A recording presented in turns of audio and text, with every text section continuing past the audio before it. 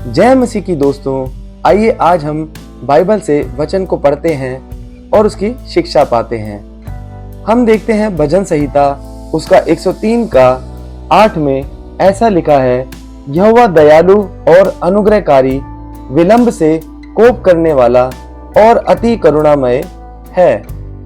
जब हम इस वचन को पढ़ते हैं तो वचन हमें ये शिक्षा देता है कि ईश्वर करुणामय है। यह वचन हमें सिखाता है कि हमारा परमेश्वर दया से भरपूर है। जब हम गलतियां करते हैं तब भी वह हमें तुरंत दंड नहीं देता, बल्कि प्रेम और दया से देखता है। फिर हम देखते हैं वो अनुग्रहकारी है।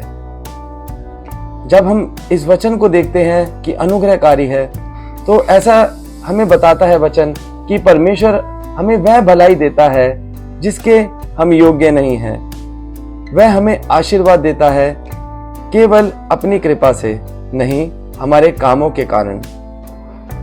फिर हम देखते हैं कि क्रोध में वो धीमा है, यानी विलंब से कोप करने वाला।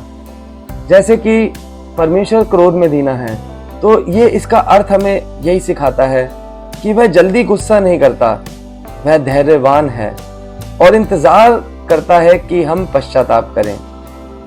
फिर हम एक अंतिम वचन को देखते हैं कि वो करुणा में बहुत है, यानी करुणामय है।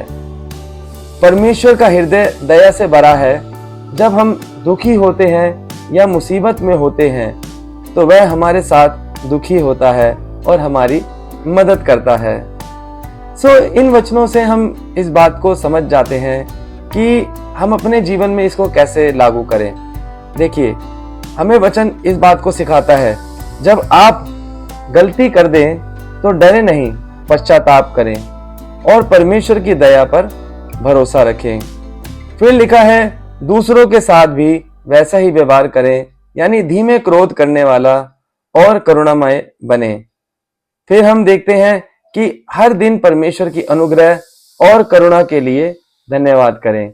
यानी जब हम परमेश्वर के इन बातों को जब देखते हैं और पढ़ते हैं, तो हमारे मनों में भी इसी भावनाओं को लेकर के हमें चलना है। परमेश्वर आप सबको बहुत ऐसे आशीष दे इन वचनों के द्वारा, और आप और भी प्रभु में ऐसे ही बढ़ते चले जाएं। आमीन।